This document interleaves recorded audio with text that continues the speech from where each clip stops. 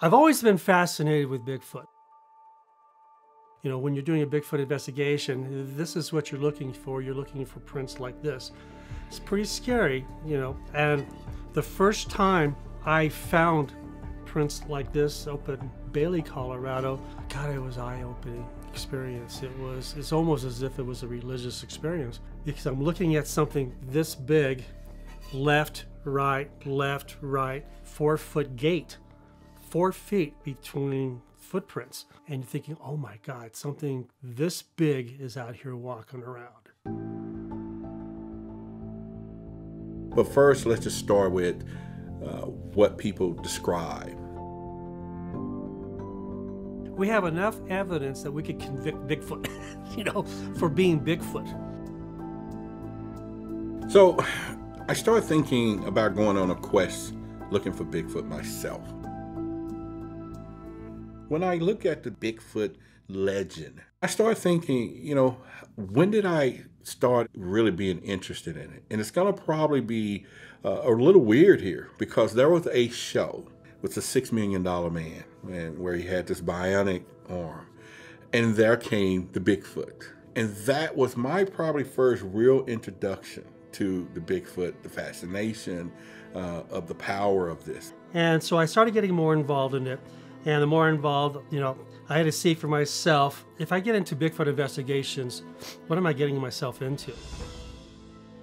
One of the advantages of living in Colorado, I used to live in California. Being out here in Colorado, there's more of a Native American influence out here.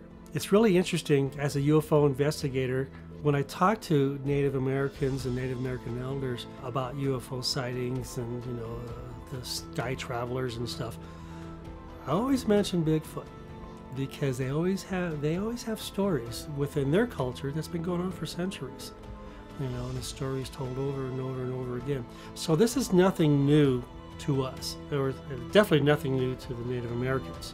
It's just new to the people who don't understand the concept of Bigfoot. They just think, Bigfoot. Well, they just thought, UFOs, until recently when the Pentagon finally came out and said, yeah, we're going to start investigating UFOs. There's probably enough evidence, circumstantial evidence, coming from the, you know, from the Native American stories, that if you use that evidence in court today, you could probably convict someone of murder. Former law enforcement, if you have enough circumstantial evidence against someone who who committed a crime, you know, they can go to jail for it. You don't have to have pictures of this guy actually stealing or robbing someone, although that helps. You know. So there's a lot of circumstantial evidence about Bigfoot. And then obviously there's a lot of evidence when it comes down to footprints. What I find out mostly is not only how secretive this creature is, but first let's just start with what people describe. You know, sometimes it's an ape-like creature. Sometimes we refer to maybe it's a man-type creature. And then there's just all of this shape-shifting ideas. So it's a lot of things that come into Bigfoot. But at the end of the day, we all probably agree that there's some type of human characteristics could be involved in the Bigfoot sighting. Now, this casting is from the Patterson case, the famous Bigfoot footage that you always see on TV and every one of the shows. This casting is actually not from that sighting. This casting was a year before. This is what got the Patterson to go back to the area and look for Bigfoot, because now this casting is a direct copy from the original one that I happened to pick up from another investigator who was friends with the Patterson family. So I'm really excited about this. And of course, you know, this is definitely massive. Well, I think when you think about what would be the best evidence out there, we have to really go look at the Patterson Gimlin film. This was in 1967, and this was where they got a shot of a Bigfoot walking through this forest. And so why is this probably so significant? Number one, it was enough viewpoint that people can see that is something besides this blurry shots of real short, quick. So I think that was probably the first real evidence that people saw to really heighten the interest that something is out there and we need to really explore what it is. And so I think that was probably the most significant moment, was that particular film. The reason why this particular case, the Patterson case, is so credible is because how it was filmed.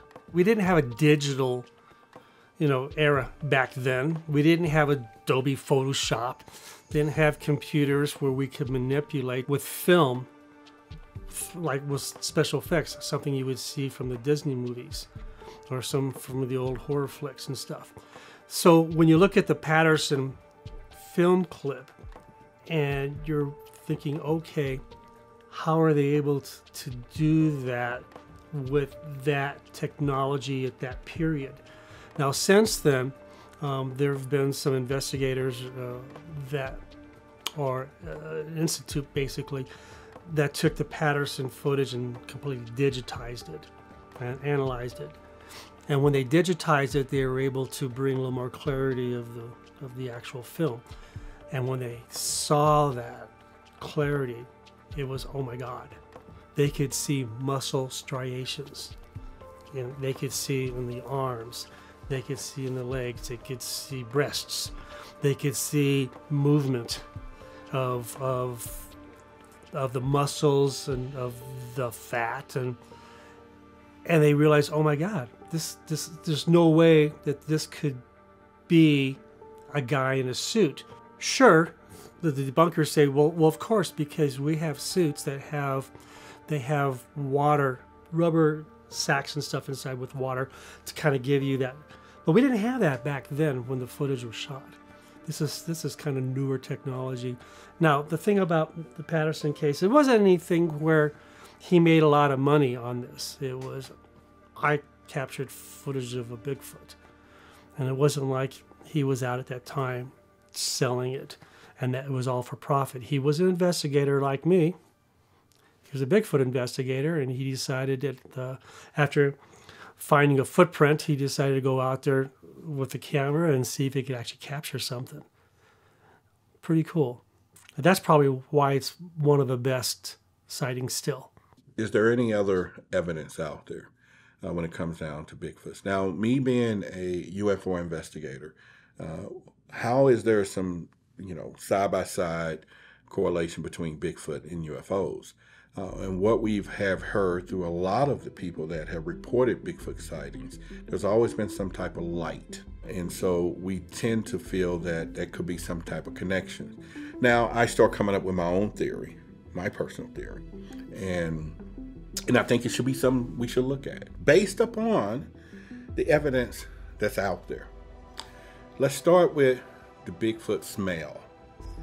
This is something that people report. In fact, the smell has been known to rattle most people, something they never smelled before, something they'll never forget. Let's put that to the side, the smell. Let's also put the evidence of how they just disappear out of nowhere. They're gone. We can't find them. And let's put the evidence of lights, UFO sightings, and let's bring it all together. We as humans tend to have pets. We have pets. And if you had a house in the middle of nowhere, maybe in the mountains, maybe out in the woods, it's complete darkness, you decide to let your pet out to use the restroom, to relieve itself. And when the door opens, that's the remnants of some light, because you can see it from afar. It's just, that's all you see. Now, when a pet goes out and does its business, we're going to start getting the smell of what's happening, which, of course, Bigfoot probably does it big time, okay? It's bigger than most cases, so this is a big smell, okay? So I started thinking, could Bigfoot be pets of the extraterrestrials? So they cloak their spaceships, and they let it out to take a break. And now, this is why we can't track it, can't find it. And people think, okay, it's shapeshifts. Because I don't believe it has the wherewithal for technology. It's not speaking. It's not using ray guns and suits. It's still got a primitive thing to it. So could it be a pet? And this is why the track stops. This is why we're smelling what we're smelling for that moment.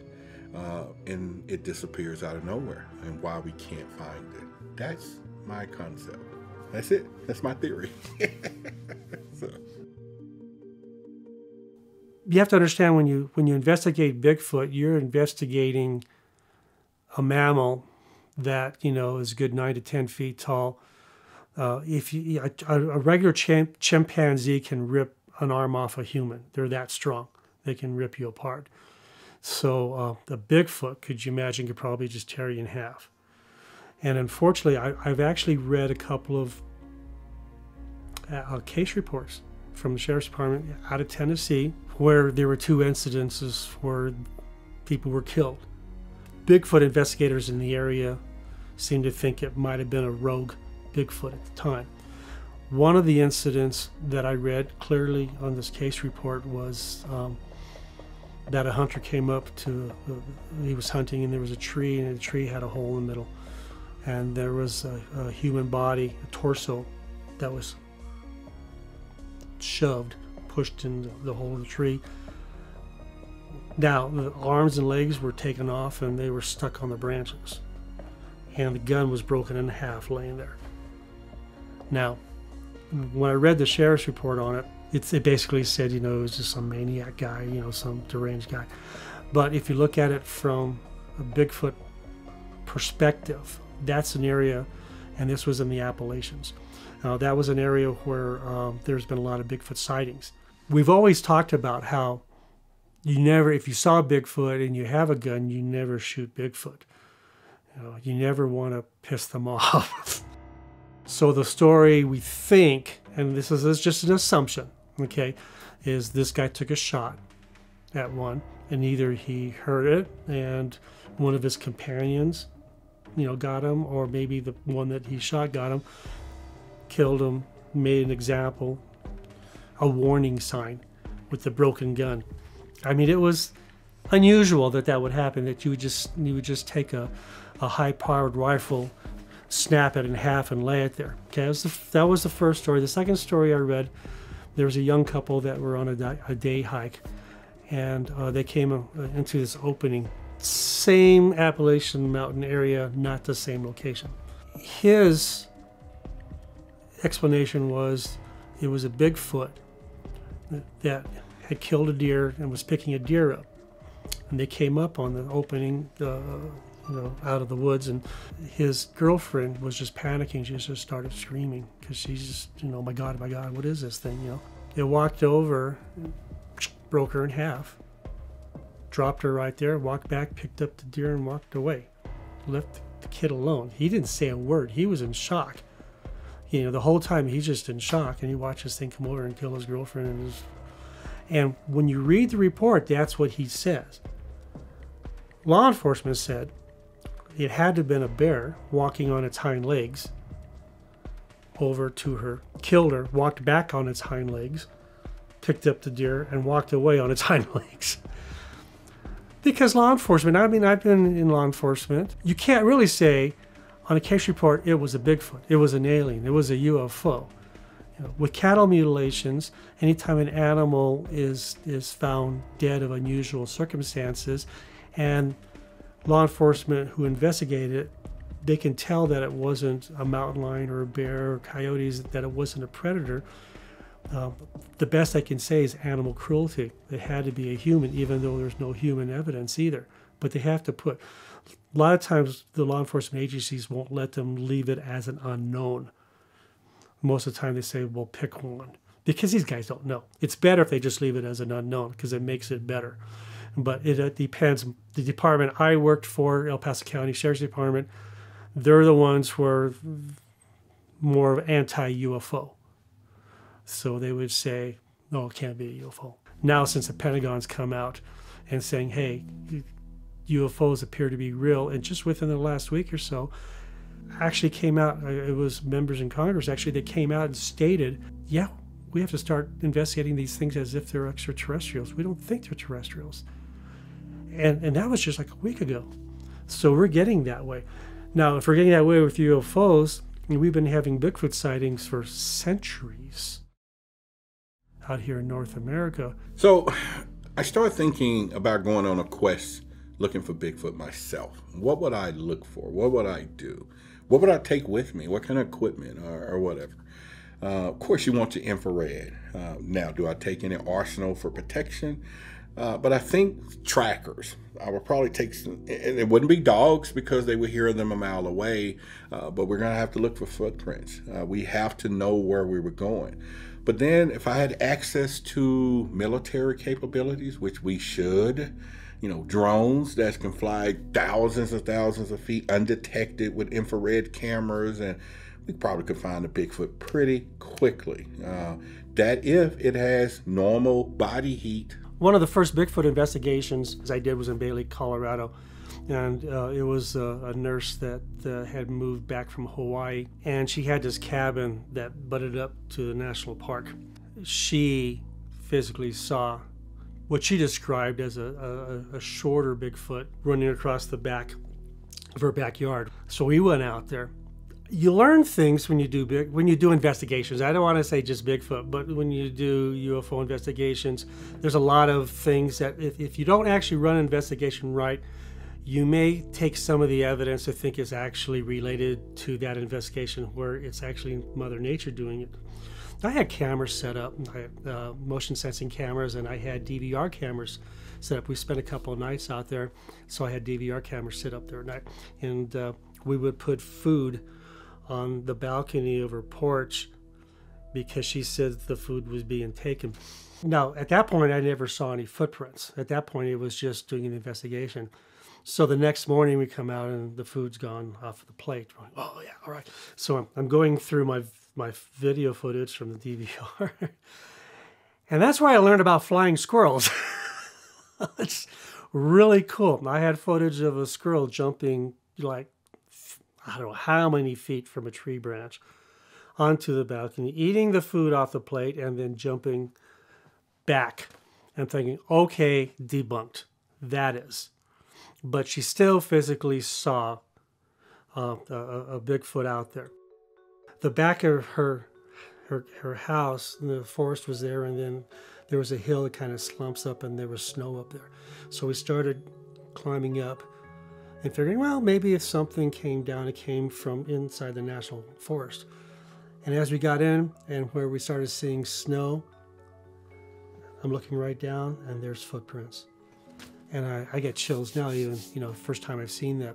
So, the footprints were basically this big in the snow. They were at least 20 inches.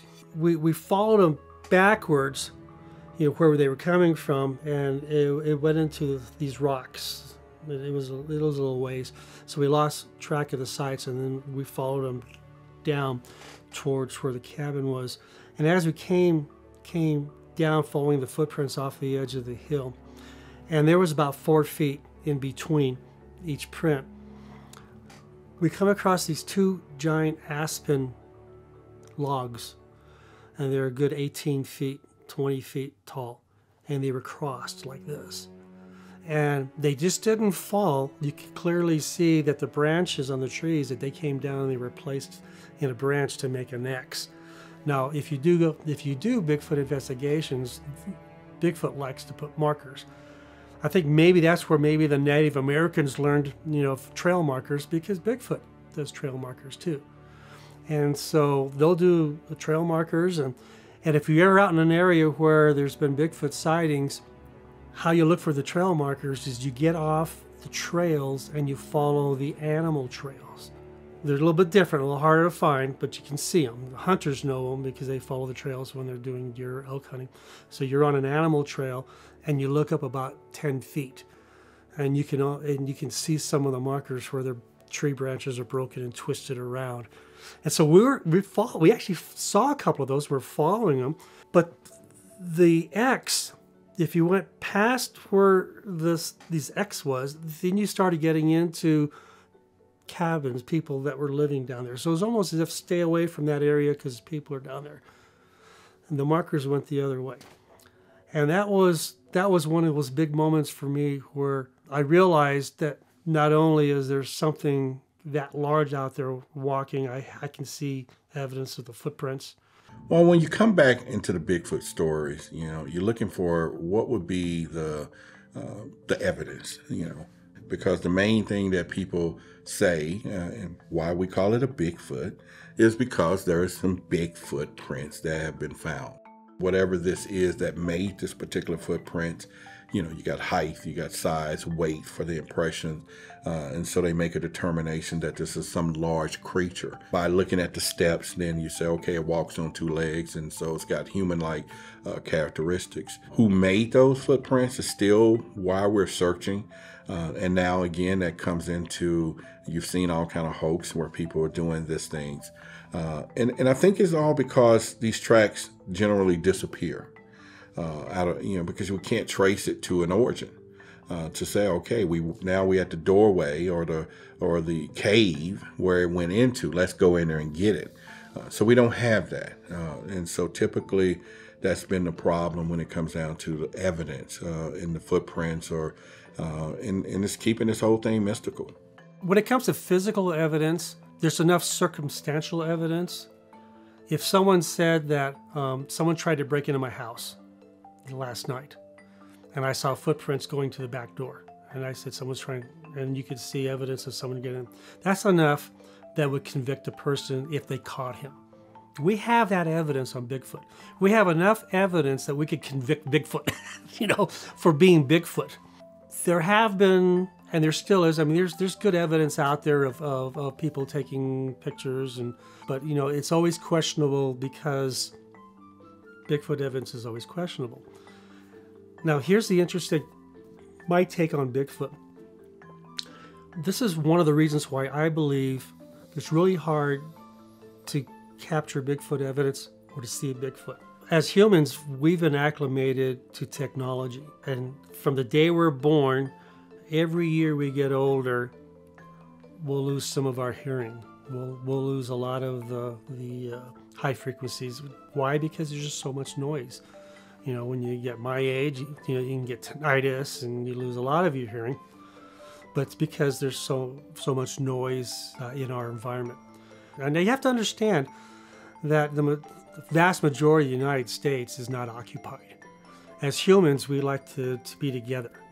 But if you fly over Colorado, you'll be flying over places that are untouched. That's just the way it is. Even California, you fly out of California and you'll see that we all like to congregate in cities and areas, and the rest is just like untouched. So when you live in that isolation, your senses are a lot more heightened. So your hearing is more heightened because that's the way you survive. We don't do that anymore as humans. We rely on technology, to keep us safe. So the first thing is hearing. Their hearing is always heightened, and it never gets damaged due to loud noises and stuff. So their hearing is pretty good. But what people don't realize is there's been tests with human eyes that our human eyes can actually detect infrared. Now, our brains, over evolution, our brains have decided we don't need to see infrared. But there are scientific studies where they've taken groups of people and they've flashed infrared lights, and their eyeballs have actually twitched. So the eye actually see the cones in your eye. They'll actually see the infrared, but the brain doesn't acknowledge that they saw it. So the person will just stand there going, no, I didn't see it. But yet the eyes moved. It's interesting. So at one point, our human eyes, and we have phenomenal eyesight. Again, too, it deteriorates due to technology. So now you have a Bigfoot that lives in this area where, due to evolution, maybe the infrared capability is still there.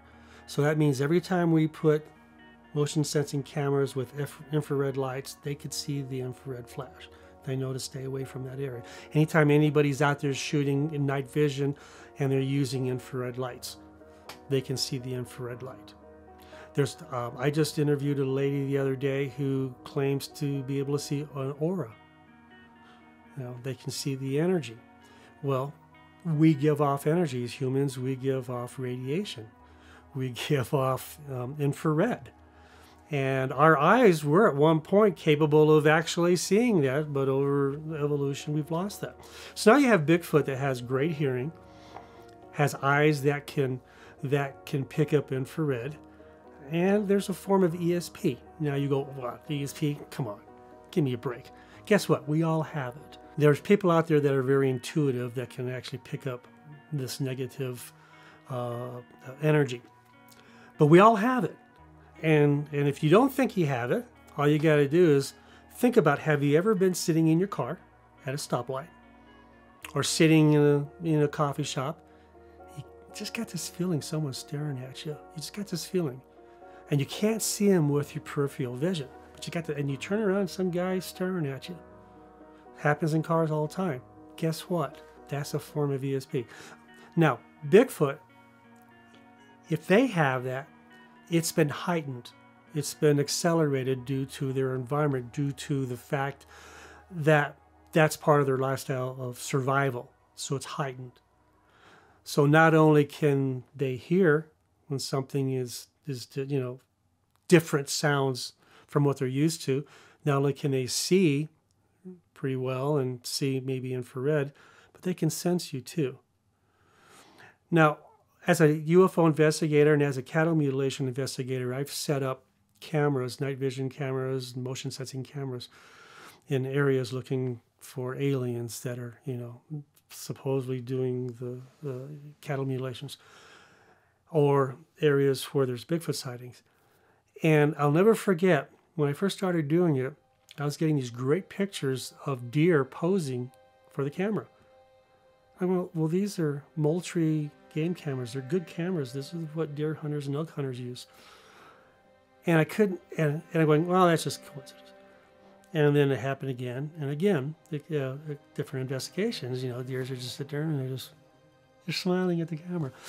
I'm going, all right, enough of this. So I contacted one of the techs and I said, how do they know that the camera is there? He goes, well, first off, cameras, motion sensing cameras, it's a sonar beam. And it's just like with a submarine, it's a sonar beam. And when you break the beam walking by, it takes a picture. Okay, that's pretty much how it works, motion sensing. But it's a very high-pitched beam. We can't hear it. Maybe animals can. So if they hear, you walk into an area and there's a ambient sound and you hear it, and as you walk by, it goes, it pitched because you interrupted the beam. They're going to see where it came from. Animals are very, very in tune to their environment. So anything that's not part of their environment that even has human smell on it, they're going to pick right up. So if you're out there looking for Bigfoot and you put your cameras up and stuff, well, you just left your smell on that camera. I've got deer scent. Sometimes I'll spray deer scent on the camera to try and mask human scent. Hunters do that all the time. And so you try different things. But then again, too, that camera is out of place. It is not supposed to be in the middle of a forest. And animals that are very in tune, mammals are very in tune to their environment, can spot it right off. So there's multiple things with Bigfoot that I don't think they're spiritual. I don't think that they're, that they're aliens. I think they've always been here. They may not be as abundant as we are. We're, as humans, we breed like rabbits. But, a Bigfoot, maybe they only have one offspring. Supposedly, the family may only be, a male, female, and two offspring at the most. And then they travel, they have a clan, and once they leave the clan, they're on their own, and they're like the proverbial Crocodile Dundee doing walkabouts. And they stay moving, and they either follow weather patterns or they follow food patterns, animals. It's really hard to say. So when it comes down to the ultimate evidence, there's always the big question.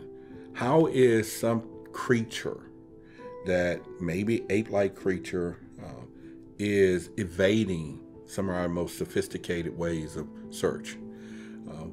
What type of technology does it have or uses?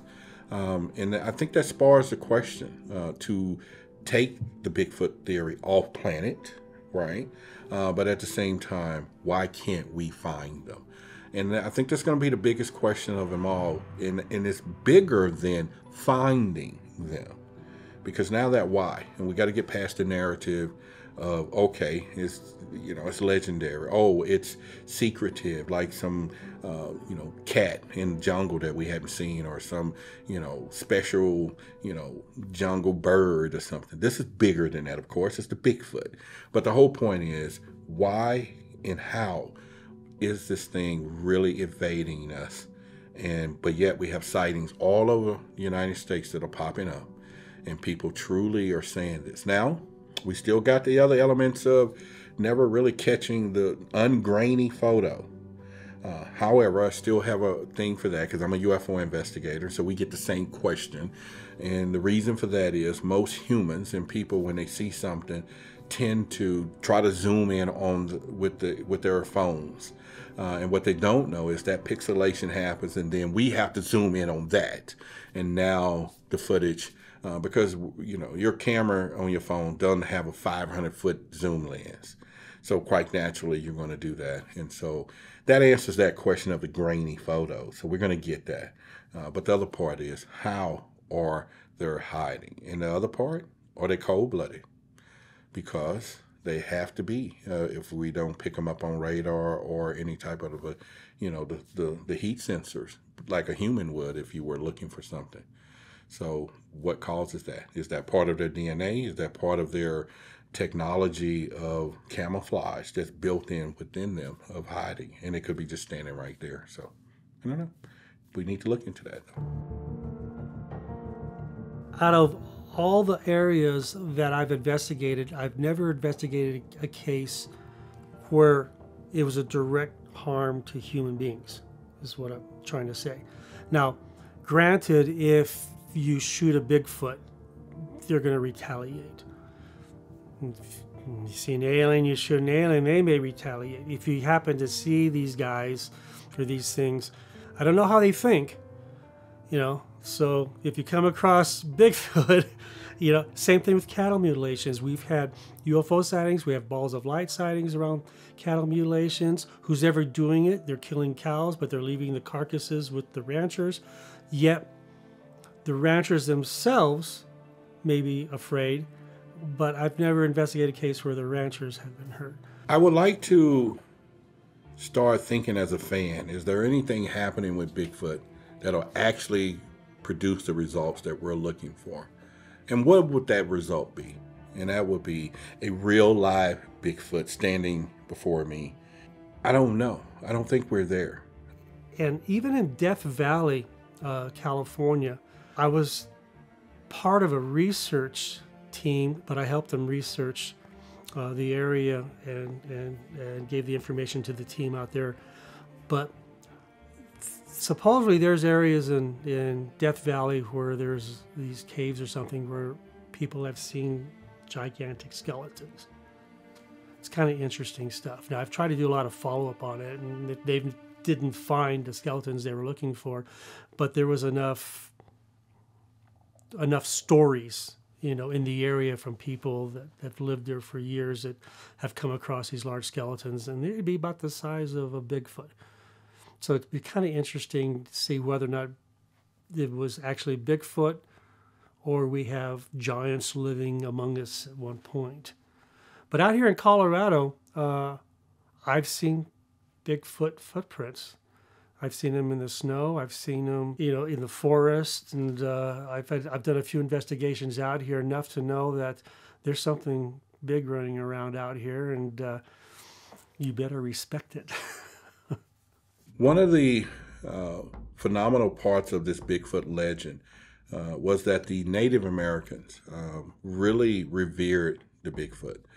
In fact, they looked at them as more spiritual beings, and it's said that they even had ceremonies where they would worship the beings and also literally ask them for guidance. And so, which probably in all state that they didn't see them as any type of bad source of energy or some type of spirits or even a bad entity itself. And so the Bigfoot was seen as good in the Native American history.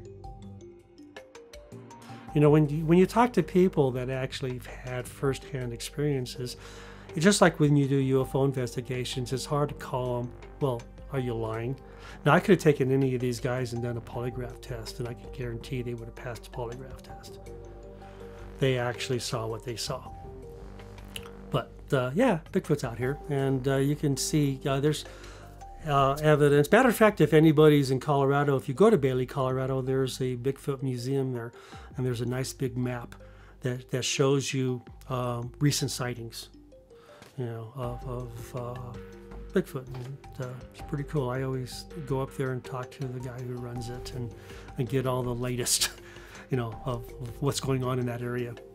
So when I started doing a little more research and wondering were there any other sightings or have anyone famous actually seen a Bigfoot, and what I discovered, there was a report from a climber. His name was Sir Edward Hillary.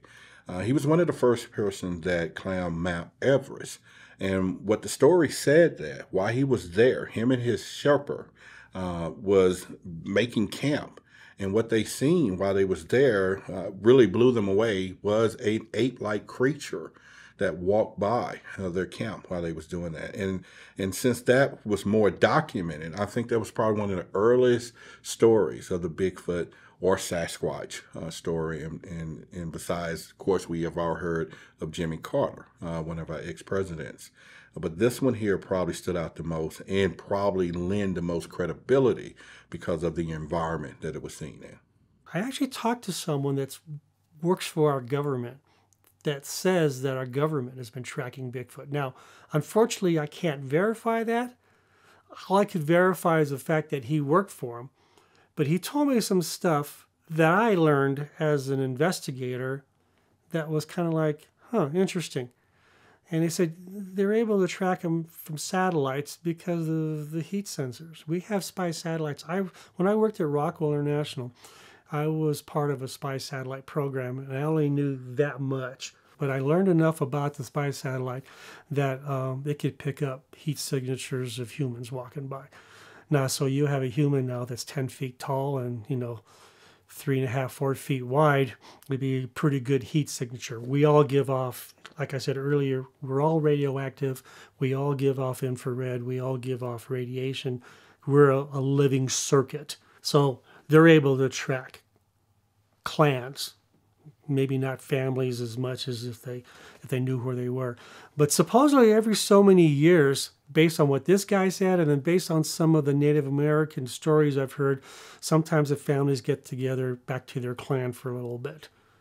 Now, supposedly here in Colorado, some of the stories are it's above Fairplay, where we have the Continental Divide. That area is supposedly where one of the clan meets, and that's just based on talking to local investigators and local Native Americans. Out here in Colorado would be the Ute tribe.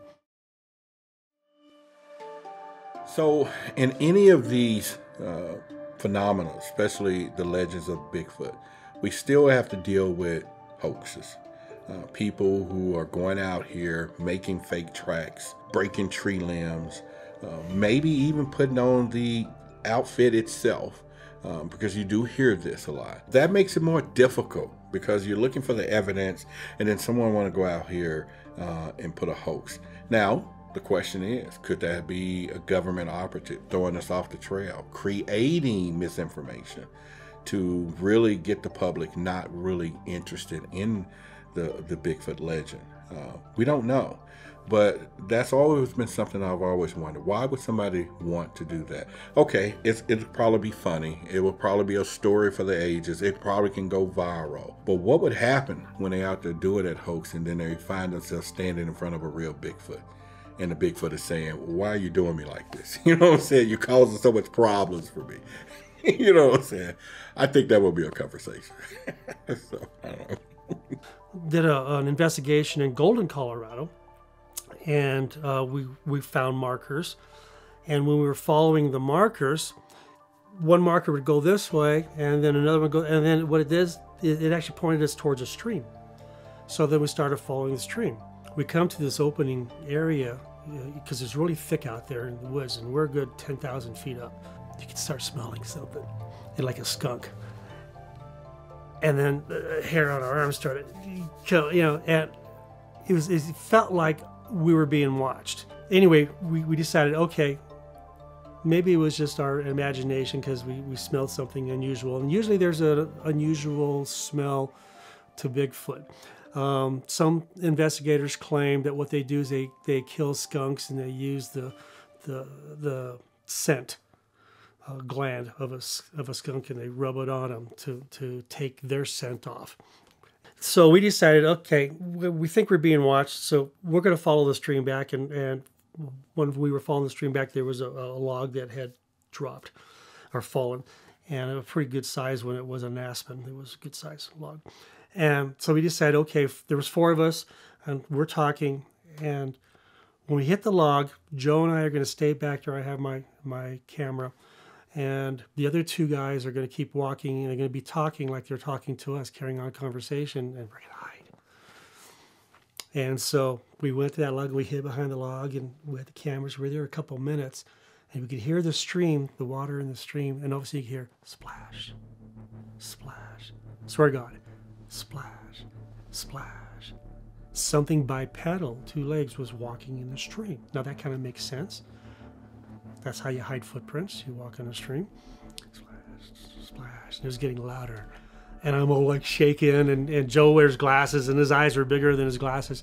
And I'm like holding the camera like this, and I got it on, and I'm like, oh my God, this thing's going to come up on us. And we're there, and it stopped. And we couldn't hear walking in the stream anymore. And so we waited about 10 minutes, and we go, I don't know what happened. Oh, maybe it made us. Maybe it knew we were here. So we got up and started heading back towards the stream. And when we started following the stream back a little bit, and we're only talking about maybe 25 feet or so, not that far. Yeah, there were these big boulders on the side of the stream, and you could see water splash marks on the side of the rocks of the boulder, the boulders. So something was in the stream, and at the last minute decided to jump on the boulders and leave. And that was pretty cool. So I don't know, I can't tell you for a fact it was Bigfoot, but whatever it was, it seemed like, it jumped a good 5.5, 6 feet up on this boulder and took off. Now, there's always been stories that have come about, one in particular, the wild man of the woods, or the Neanderthal man, all of these stories. Now, some of the stories I've heard, which are similar to the Bigfoot relations, but these stories seem to appear that this is more human related than the Bigfoot. These are found throughout the United States, and people kind of acknowledge it, and probably in a little more acceptance than the Bigfoot legend. But then I've read stories where there's been evidence of the wild man surface, and then quickly the government or something swoops in and shut down the investigation of that. So maybe, again, this is something that they do know exists. And so there we go. They are always hiding something they don't want us to know. I went back and did another investigation in Bailey, Colorado, where 2 women actually saw a Bigfoot with their own eyes run by. They basically heard this like a tree branch snap, and this Bigfoot run by, and he not really too far away, and he was so close that they could see gray hair on him, like maybe he was older, because they get gray hair too. and they were in shock. Well, we heard about this, and it's really cool because the more you do Bigfoot investigations, the more you realize that they're very curious, and males are very intrigued with female humans too, and they like to watch the women. And I think what happened is this male was watching these two ladies walk, and he was just spying on them, and the tree branch snapped. We actually found it. It was a branch about this big, and it was probably about 2.5 inches in diameter. You can see where it was broken, and right where it was broken, a little further down, we found Bigfoot footprints. Some other stories are sometimes they like to show themselves. They'll run inside or run outside and present themselves to other people, like, hey, look at me. Some other stories, I don't know. I always like to think that maybe he kind of screwed up. And now, when I interviewed him, I asked him, I said, was anything unusual happened to you before you actually saw the Bigfoot run by? And they said, no, not really. We were walking through the woods and stuff. I said, did you feel anything thrown at you, or anything that, not thrown at you, but thrown in front of you? And I go, no. And the other lady goes, well, that was that pine cone that hit me on the back, And I go, where? And I go, well, over here. We walked back, and there was no pine trees with pine cones on it. So and that's another thing too, is sometimes they like to get your attention, and so they'll throw things at you. We investigated that one and found footprints. I went back again a week later. I brought with me a guy named Daniel who lives in an area, and he's a search and rescue. And his job is to look for people who are lost in the national forest, the U.S. Search and Rescue Team. And I brought an actual tracker with me to teach me and to look for, and this guy found all kinds of evidence. So not too far from where they were, we found footprints in the pine needles. We couldn't make casts of them because there was just it was the footprint in a pine needle, and you can see the outline. And it was in a run. It was 9 feet between left and right foot. So that was the time where he was kind of running.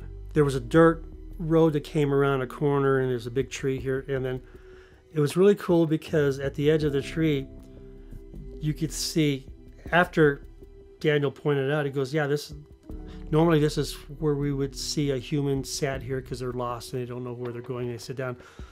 But whoever sat here had butt cheeks this big. And you can see an imprint to the right side as if someone put their fist on the ground to get up. And he pointed all that out. He goes, it's not a nest or deer den or anything like that. He goes, it's clearly someone was sitting here. The more I worked with Daniel, the more I realized that even the search and rescue guys come across Bigfoot evidence, and he has in the past. He told me a story where a lady was lost, and search and rescue went out, and they split up. And so as he's going in one direction, his partner's going another direction, and he gets further in the woods, he hears a like a whistle.